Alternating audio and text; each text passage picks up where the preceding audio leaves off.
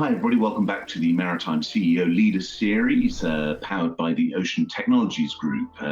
We've got a container special this time round, and we've got one of the world's most famous container analysts with us, Lars Jensen from Sea Intelligence.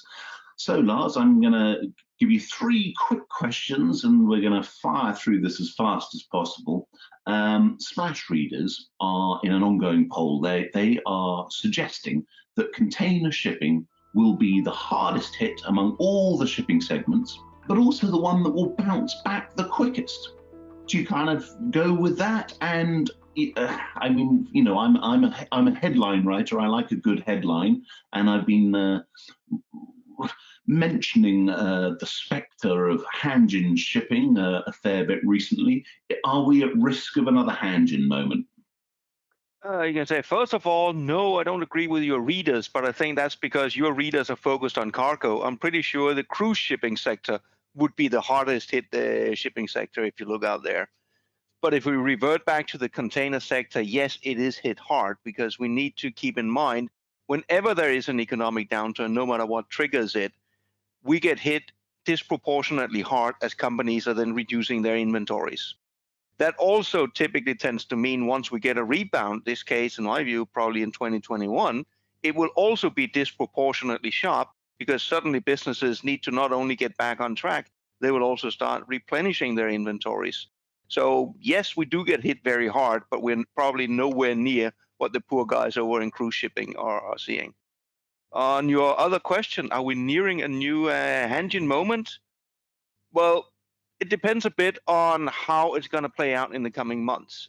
The way I look at this, I try to do a bit of modeling and say how much money are the container lines going to lose in 2020? And there are two key elements. They're going to lose on volume. That's basically a given. My view is we're going to see a 10% downturn here in 2020. If we assume the carriers only lose the volume, but they maintain freight rates, then we are looking at a 2020 where the main carriers combined will lose $800 million. To put that in context, they had a profit of $5.9 billion last year. So that would mean 2020 is definitely a very bad year, but not catastrophically so. On the other hand, if we start to see rate levels slide, the nearest comparison here would be what happened in the financial crisis. If they do the same thing on prices, then we are looking at a 2020 where they combined will lose something like $23 billion. So 800 million or 23 billion, and are we nearing a new Hanjin moment? I mean, if it's the 800 million, it's hard to see we are actually approaching a Hanjin moment from that perspective. Would it cost the life of some smaller and medium-sized carriers? Quite likely, yes. Would the majors genuinely be threatened by that magnitude of loss? I sincerely hope not. For 23 billion, all bets are off. But I think that's also why you're seeing the carriers really hold the line this time around. We have up until now not seen rates be under pressure. They have fallen somewhat, but not out of line with what we typically see as a seasonal decline after Chinese New Year anyway. Okay.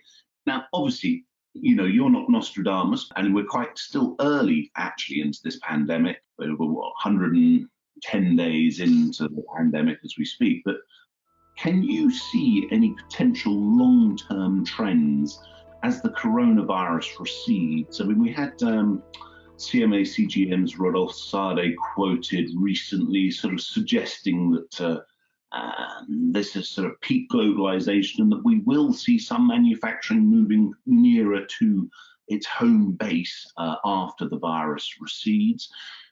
Is there any sort of trends that you can see that might sort of take off after coronavirus? I would rather say it this way. There were trends that we have been pointing out already over the last few years that will get accelerated because of the virus. But the virus itself is not the trigger for permanent change. Let's just look at two things. One thing is the whole digital agenda. That was already beginning to gather steam. What the virus will do is it will just go a lot quicker once we're out on the other side.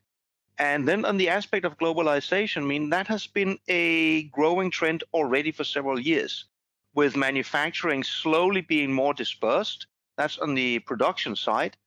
And on the demand side, where, of course, due to demographics, demand is growing not necessarily along the main east-west corridors, but in secondary locations. So the dispersal of the supply chain was a trend we already saw. What this will probably do is accelerate that trend, but it's not a new trend. Then I'm not a great fan of the term the globalization peak or the peak of the outsourcing or what you might want to call it, because from my perspective, at least from container shipping, we reached that 10 years ago, where we had a long period of a tremendous source of outsourcing, which is also what drove phenomenally high growth rates in container shipping. I mean, we had 25 years with 8% growth per year, which was tremendous. The last decade, the norm has been 2 to 3%. That was not because of the financial crisis. The financial crisis just happened to come around at the point where we reached that peak wave of outsourcing anyway. So this time around, we might have the pandemic again, but the spread out of the supply chain and some of it moving closer to demand areas was an already pre-existing trend. Okay, very good. So far, I've asked you 2 questions, and you've kind of taken down both of my questions. Right. Let's finish very quickly then. Some cultural lockdown questions for you. Best book to read during the lockdown, and some TV binging from you. What do you recommend? The book part is, of course, easy. That should be Liner Shipping 2025, the very nice one I published a couple of years ago that is ever more topical. On the movie binging, I would definitely point towards the new season of Westworld that's going over on HBO.